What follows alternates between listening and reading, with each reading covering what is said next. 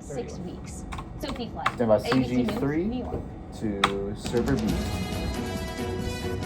7 News on your side at 5 a.m. Mics are open. And right now on 7 News, the war with Iran is escalating at this hour. What top officials are saying lies ahead as we enter day 5 of this fighting. And Americans in the Middle East still trying to flee as strikes continue. We're talking with a woman from Maryland who is now living in Israel about why she is deciding to stay put.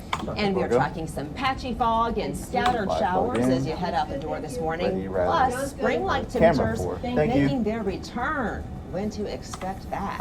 Good Wednesday morning to you, Washington. Halfway through the week, I'm Adriana Hopkins. And I'm Adam Longo alongside meteorologist Eileen Whalen. We had some periods of heavy rain come in overnight. I heard it. Yes. On the roof. It's crazy. Isn't it great? Spring weather though. That was my biggest thing. I was like, oh, I love this.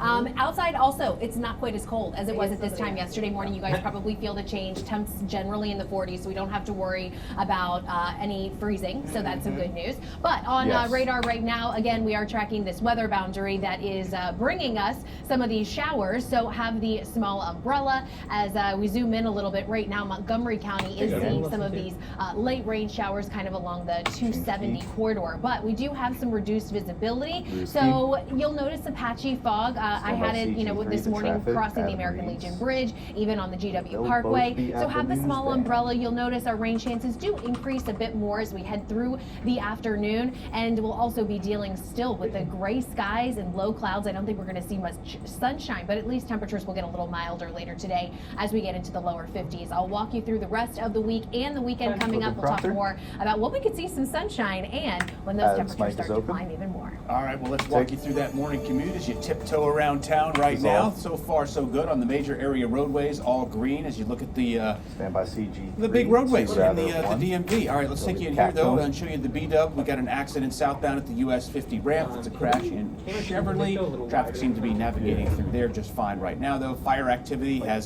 Kentucky Avenue in Southeast DC closed between C Street and D Street. I-95 northbound coming out of Stafford County. You're cruising, averaging about 69 miles an hour right now. So far, so good as you make your way through Stafford up towards Prince William County. Well, now to the latest on the war in Iran. Today, the Senate will vote on an Iran War Powers Resolution. It would require congressional approval for any more military action against Iran. It is co-sponsored by Virginia Senator Tim Kaine. Also this morning, we are seeing the faces of the first American soldiers who have been killed in this conflict. The 4 you see here were part of an Army Reserve unit based in Iowa. 2 other soldiers have been killed, but they have not been identified yet. All 6 died in the same Iranian drone attack in a port in Kuwait. Another 18 soldiers were wounded. Now this comes as the attacks on Iran are ramping up. Listen to what Secretary of State Marco Rubio said about what lies ahead. You're about to see, we're going to unleash change on these people in the next few hours and days. You're going to really begin to perceive a change in the scope and in the intensity of these attacks. As two most powerful air forces in the world take apart this terroristic regime. Well, 7 News is on your side. We have team coverage of the strikes in the Middle East. John Gonzalez is live with details on the briefings lawmakers are getting. Well, we're going to begin with John Rogers at the alert desk with the new developments that have come in overnight. John, good morning. Yeah, we continue to get new developments as we speak, but attacks are continuing to be launched from all sides of the conflict in this region. While airstrikes continue in Iran, we have learned of a U.S. military base in Qatar that was hit by an Iranian ballistic missile. No one was injured. Meanwhile, as Israel strikes back against Hezbollah in Lebanon, we've learned of smoke rising over near Beirut's main international airport. You see this from not too long ago, about an hour ago. The U.S. government is helping to evacuate Americans throughout the region, but I do want to zero in on Iran. President Trump says Iran's Air Force and Navy has been knocked out, and Israel warns that any new supreme leader will be a target for elimination. The CIA is working to arm Kurdish forces to spark an uprising in the country. Meanwhile, the Department of Homeland Security has issued a notice that Iranian clerics have issued fatwas calling on Muslims worldwide to avenge the killing of the Iranian supreme leader. And we've also just moments ago learned that China is now weighing in, urging an end to all hostilities. Mic is open. Well, Capitol Hill was packed yesterday with 2 high-level classified briefings and a major Senate Armed Services Committee hearing on Iran. Lawmakers are digging into strategy, war powers, and what comes next. 7 News reporter John Gonzalez is live on the Hill with reaction and to talk about where Congress goes from here. John, good morning. Flash. Adam Change good morning John's to you. name. And this morning it is clear Congress wants answers on Iran. 2 classified briefings were held here yesterday with the Trump administration, one for congressional leaders, the other for a larger group of lawmakers. And one big question this morning is, who should have more executive powers moving forward, the White House or Congress? Well, attendees of these briefings tell 7 News these sessions focused on military strategy and next steps regarding the conflict in the Middle East. At the same time, the Senate Armed Services Committee held a public hearing on national defense. Senators pressed Pentagon officials on how these recent military actions in Iran fit into long-term U.S. defense priorities. Flash. How about the endless war part? Change. Well, I don't think Is it's going to be an there endless. is there a clear goal that we will know when this is over? Change. Well, the president's going to decide exactly how we do it. The military campaigns have clearly Okay, defined and the scope. regime change part, remind me about that. The president, of course, has called it regime change. Do you disagree with him? No, I think the president has said that this is an opportunity for the people of Iran to rise up and overthrow their oppressors. The President of the United States made a decision. This is intolerable. Iran cannot have these missiles, cannot have these drones, cannot threaten the world. The President said this is the weakest they've ever been. If we don't hit them now, a year from now, a year and a half from now, no one will be able to touch them, and they'll be able to do whatever they want. And Flash. These exchanges here on Capitol Hill, the hearings and the briefings really highlight a growing debate here on the Hill. Democrats are calling for stronger oversight and potential war power measures, while Republicans maintain the administration acted within its authority when it started this war and how it started this war. Reporting live on Capitol Hill, John Gonzalez, 7 News.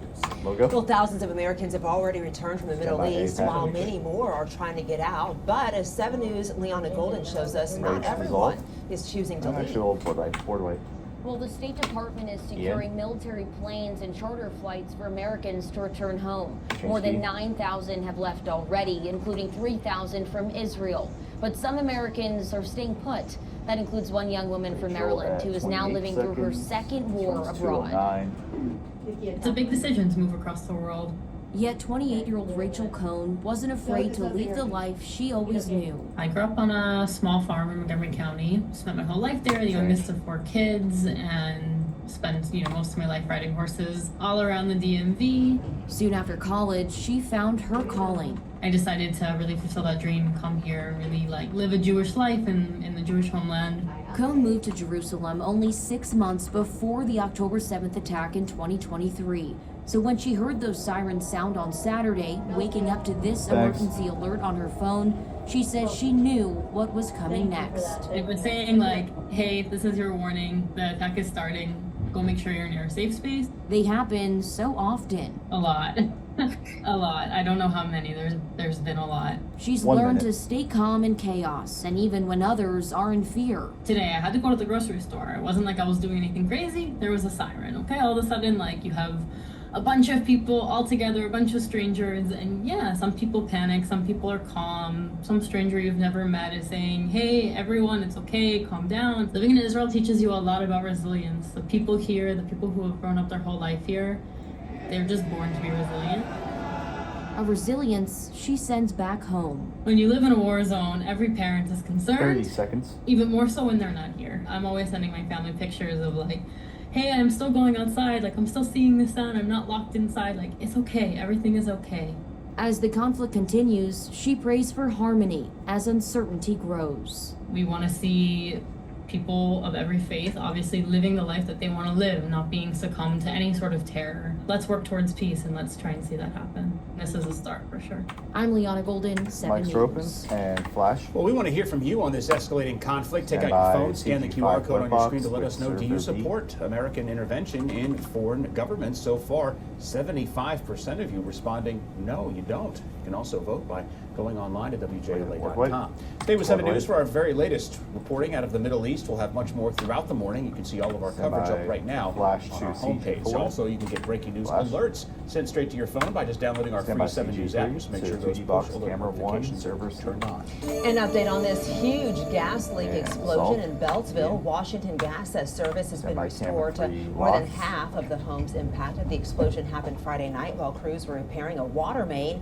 A worker hit a nearby gas pipeline, causing that leak. One person was seriously hurt, but they are expected to survive. survive. The man accused of Fake. shooting and killing 2 Israeli embassy staffers in D.C. just pleaded not guilty to new terrorism-related charges. This is in addition to hate crime and premeditated murder charges that he also pled not guilty to back in September. Elias Rodriguez is accused of killing Iran Lashinsky and Sarah Milgram last May outside of the Capitol Jewish Museum. The Justice Department has previously announced it plans to pursue the death penalty. Well, the man convicted of strangling an American university professor is now sentenced to 25 years in prison. Jorge Rueda Landeros murdered Sue Ann Markham back in 2010, and prosecutors say the two had a personal and financial relationship. We heard from Markham's brother after the sentencing. Flash.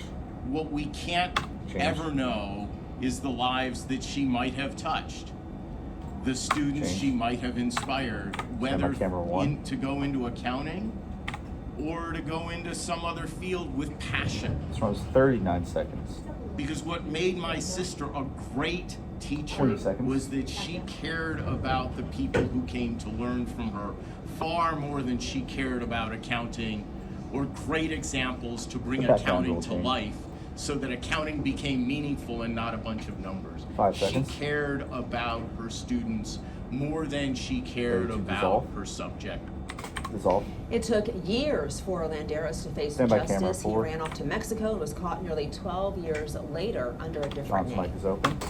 Tech giants are headed to the White House in a few hours. I'll tell you why. Next at the Alert Desk. And logo. And tax refunds, they are expected to be bigger this year. So do you know how to make your refund stretch further? I've got the tips coming up in 4 minutes. And dissolve. Music up, live plug in, and fade all.